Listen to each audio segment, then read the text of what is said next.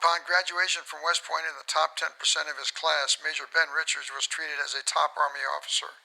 This is his testimony of the effects of combat on his family and his life. You serve individuals with weapons. You are clear to fire. Now, that last attack in Iraq happened in Bakuba. This is one of the most dangerous regions in Iraq still. In March of 2007, my cavalry troop of 100 soldiers and 17 Stryker armored vehicles deployed to Bakuba, Iraq. This city of 300,000 people was completely controlled by Al-Qaeda. We went through months of intense combat where firefights and IED strikes were a daily occurrence. On May 13th, a sedan laden with hundreds of pounds of explosives and driven by a suicide bomber detonated against my Stryker. My crew and I all received traumatic brain injuries.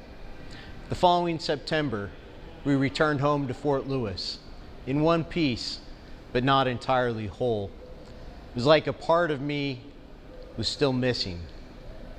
I was experiencing daily pain, debilitating headaches, chronic fatigue, emotional numbness, irritability, emotional instability.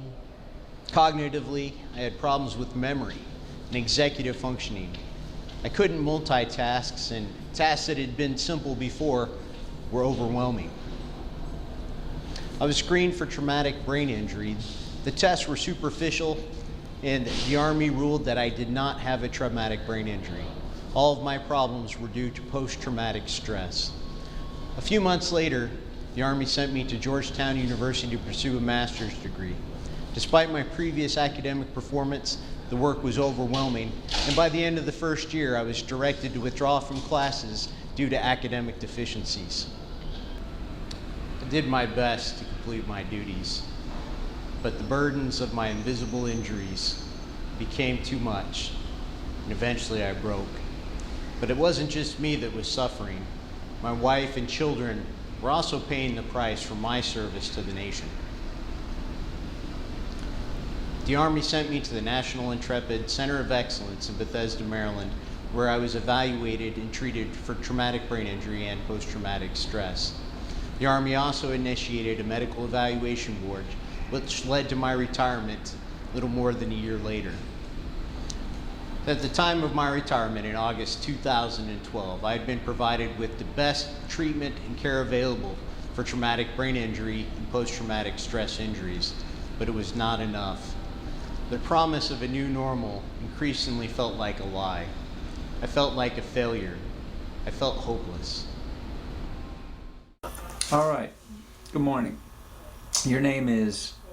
Ben Richards. And how old are you? 36. Okay. And you're here because of what? Traumatic brain injury.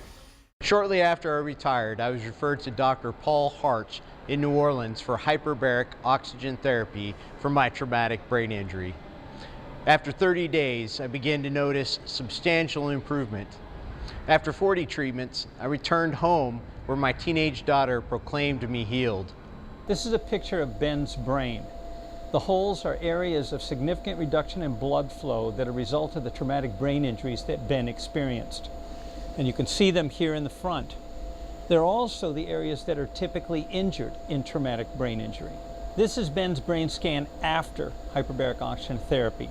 And what you see is an improvement in blood flow to the damaged areas of brain that previously were holes. The meaning of this is that it's objective evidence, proof that explains the hyperbaric oxygen therapy was responsible for the improvement in symptoms, physical exam, cognition, and quality of life that Ben is now experiencing. What's more important is that Ben is not the exception, he's the rule.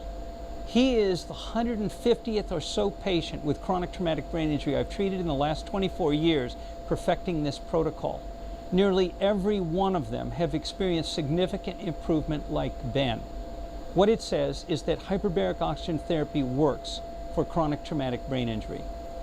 What is even more important is that it says that the hundreds of thousands of additional veterans with traumatic brain injury can also improve like Ben Richards, and many more millions worldwide with chronic traumatic brain injury. I've now completed 80 treatments. I feel the best that I've felt in 6 years. I've seen further improvement in every aspect of my injuries. I'm beginning to feel hope again and feel like Ben Richards has finally come home. I will never leave a fallen comrade, yet thousands of fallen soldiers live among us today, their lives destroyed by the invisible wounds of traumatic brain injury and post-traumatic stress injury. I was one of those broken soldiers, but thanks to hyperbaric oxygen therapy, I'm getting my life back. That taught my heart to fear, and grace my fears relieved.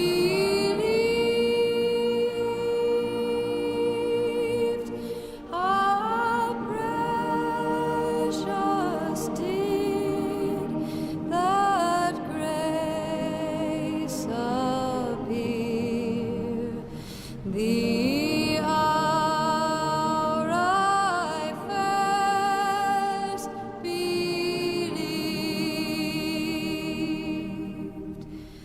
Through many dangers, toils and snares, we have already come. 'Twas